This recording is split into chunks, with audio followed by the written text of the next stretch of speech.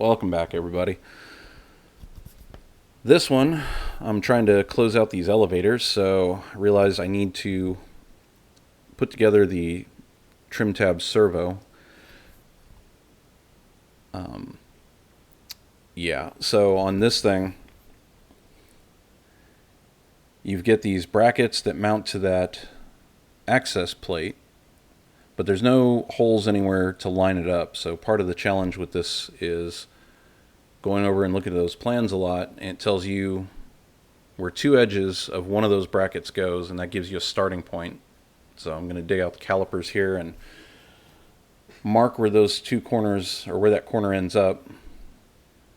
And then with that whole thing clecoed to the servo, I use those two corners to line everything up and kind of outline where the brackets go. That way I've got a good point to transfer marks for the holes onto that plate so I can get them drilled and get that whole thing clecoed in place where it goes.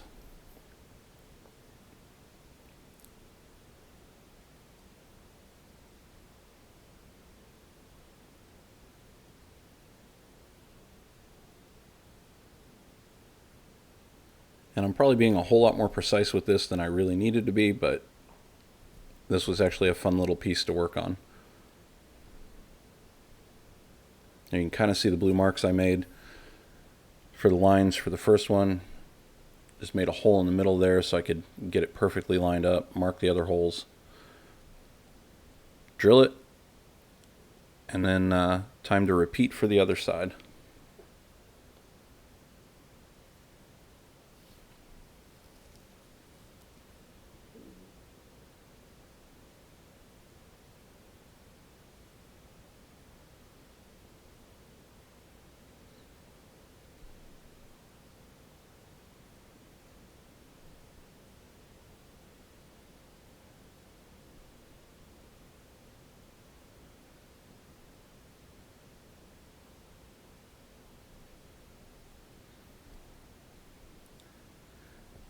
So while we're watching me fit this up, I'll leave a little teaser here for possibly another video coming up here soon.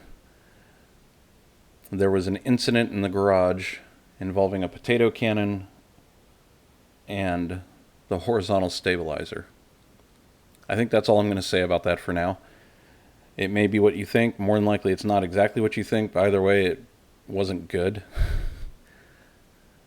Lessons were learned, and hopefully I make better decisions as a result. Moving right along, with the holes all marked, they're all dimpled now. Fitting it all up, making sure it looks right. Clean up the edges, and then as soon as I was done with that, I took the parts out and got them all primed and ready. As of this video, I still haven't actually assembled those pieces, because the second half of this video you're going to see was my first attempt at rolling edges. And that was every bit the fight that everybody always said it was.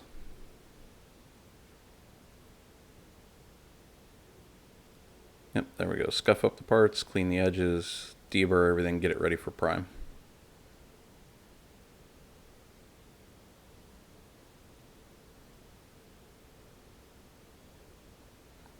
Alright, on to edge rolling.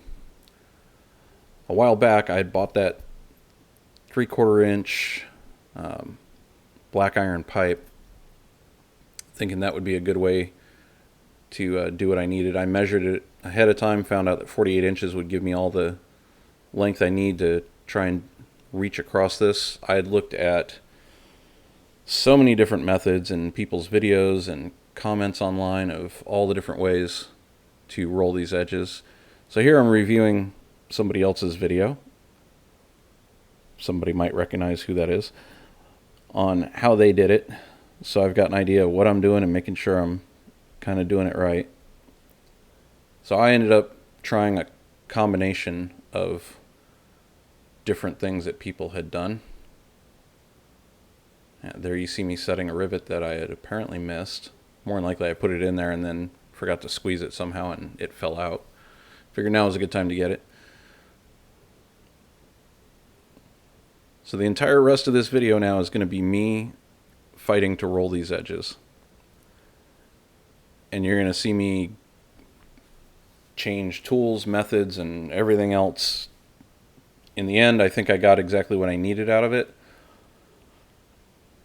I'm still not 100% sure which method worked the best for me, but I think I have an idea. So here's the Gorilla Tape. Everybody was right about that. The Gorilla Tape is definitely king when it comes to holding, but it does have its limits.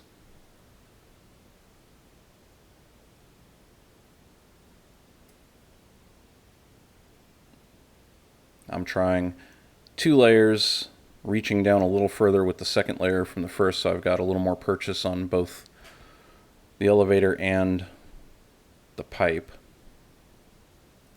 And then I'd bought these U-bolts, and my plan was to have that help hold the pipe down close to the bench while I try and twist it, so I'm not trying to pull the elevator up and away from the bench. This seemed like a great idea. Parts of it worked really well, and I may try it again, but there were some gotchas with it as well.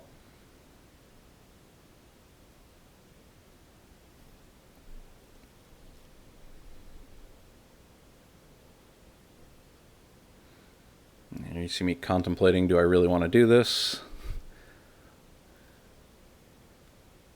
Pipe wrench to turn the pipe.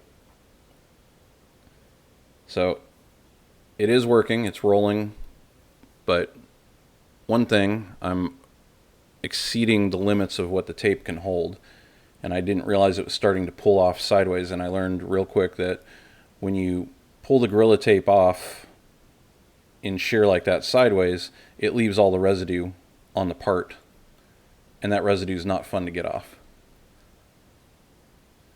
The other thing that's happening, and I'm not noticing it yet, is the pipe clamps, those U-bolts, are doing their job keeping everything down close to the bench while I rotate it, but they made tiny little divots in the hinge pockets because as I was rotating, while it kept it down, it allowed the elevator to pull in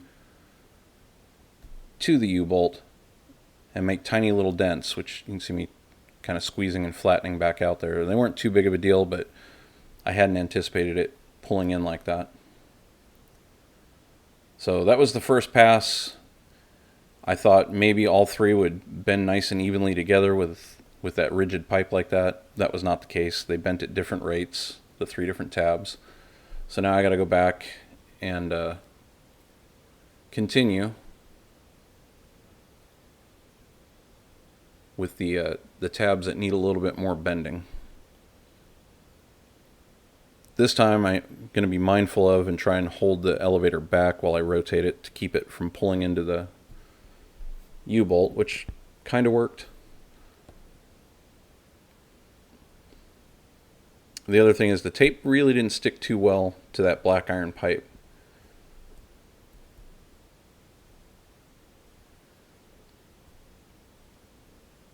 So at this point, I'm reaching back and grabbing a couple of pieces of PVC from the other side of the garage. So I'm going to try some shorter pieces of PVC pipe to see if that works better. That first one was 1-inch pipe, and as soon as I looked at it and stuck it in there, I was like, that's going to be too big. So I went back and I had some 3/4 inch on the other wall, and that ended up working better.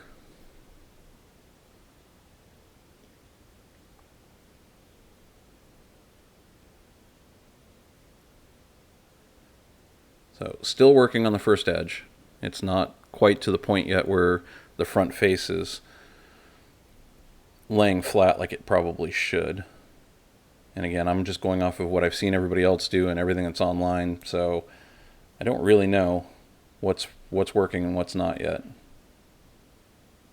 You can see I've given up on the U-bolts altogether, and I'm just holding it down while twisting it to keep it from causing a crease, because what you don't want is for it to pull that aluminum and crease right along the edge of the spar. You want it to have a nice, you want to pull away from the edge of the spar and then start a radius curve and then have the 2 halves meet so that the pre-drilled holes in there line up and you can blind rivet it together.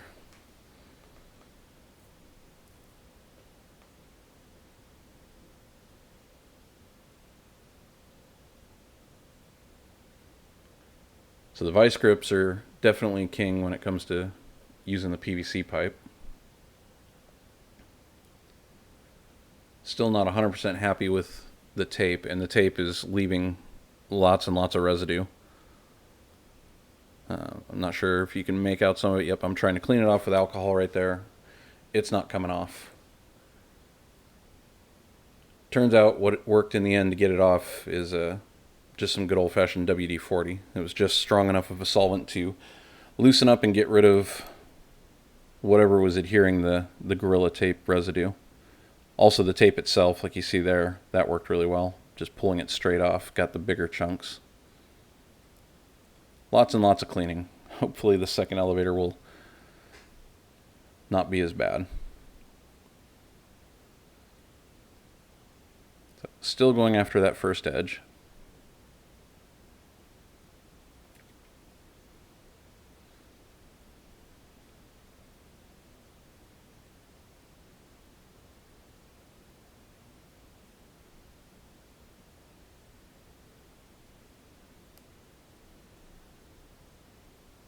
In my experience so far, you definitely cannot over-roll that thing. It's got enough springiness in it to bounce back, even if you roll it almost all the way to that edge, looking like it's going to touch the spar.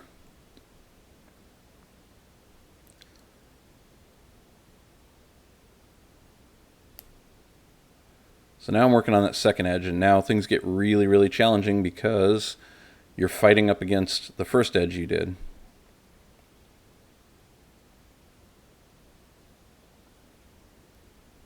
It's hard to get the tape in there, it's hard to get the pipe, especially once you start to get a bend on it at all.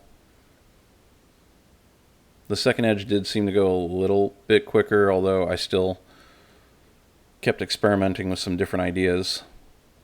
Like for whatever reason, this middle section, the middle of the middle section, the tape pulled. So the very middle of it kind of bowed out a little bit. I'm trying to hold that pipe down. You see I grabbed a chainsaw tightening tool to just stick in the end of the pipe and use as a tool that I could help hold the end of the pipe down. It wasn't doing anything for twisting it for me, but it was letting me hold on to the end of that pipe and still let the pipe rotate.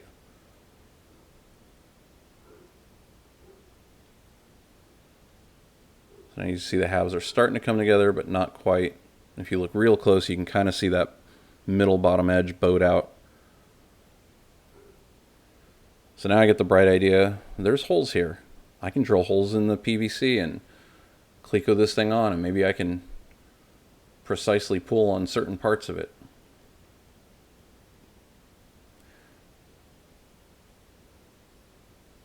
Bad idea. Plus, turns out the hole spacing is not the same all the way across. Just because I lined it up on that one tab, it does not line up on this one. But I thought, the heck with it, I can try it on this part right here where the middle is bowed out, and it kind of worked a little. I wasn't pulling on it very hard because I know I'm just asking for trouble pulling against those rivet holes like that.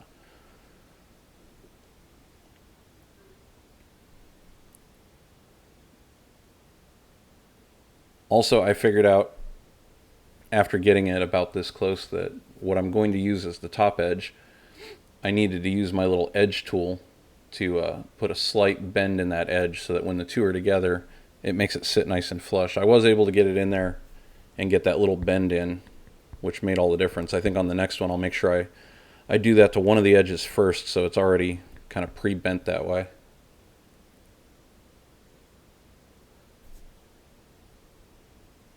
Also, I did not realize at this point that these holes are all supposed to be number 30 size for the pop rivets that are going in there. So they all had to come out. I didn't get video of me riveting it. I'm not sure why, but here it is Cleco together. You can see I haven't cleaned that residue off yet. But there it is, riveted and cleaned up. Ultimately, with the hinges in, not too bad. So, hope you enjoyed it. See you on the next one.